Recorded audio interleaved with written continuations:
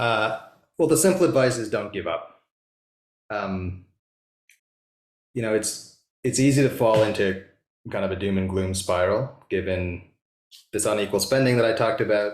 I'm going to go through a list, and I don't want people to go into a doom spiral. But there's the perverse subsidies. There's last week we had the global stock take from the IPCC about progress since 2015, and it didn't look that great. Yesterday we had the stock take from Johan Rockström's team at the Stockholm Resilience Center on planetary boundaries, and we've crossed 6 of 9 planetary boundaries.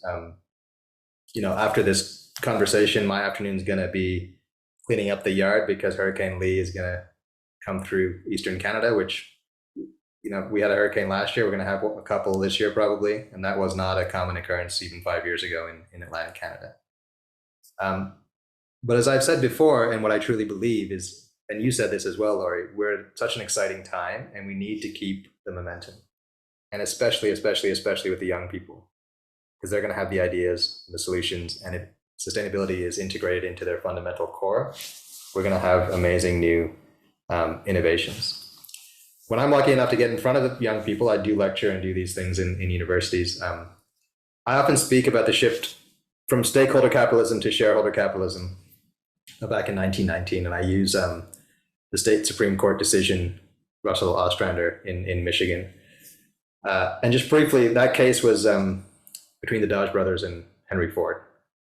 So the Dodge brothers were shareholders of the Ford Motor Company, and they took Henry Ford to court because Ford wanted to pay line workers in the factories enough that they could afford a Model T on a year's wage, and he wanted to pay health insurance for them. Was he an impact investor? No.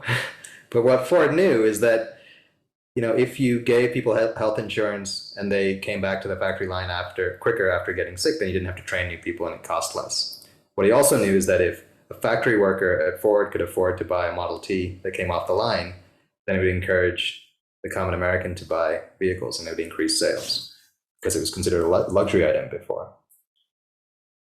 Just the other day, my CFO reminded me that around that same time, in general, people were considered expendable. Someone got sick, someone died, you didn't really care, you just replaced them, right? Just imagine that attitude today. So the advice I'd give to aspiring entrepreneurs or investors is, why do we collectively consider our home expendable? Let's make that same story about people true for nature.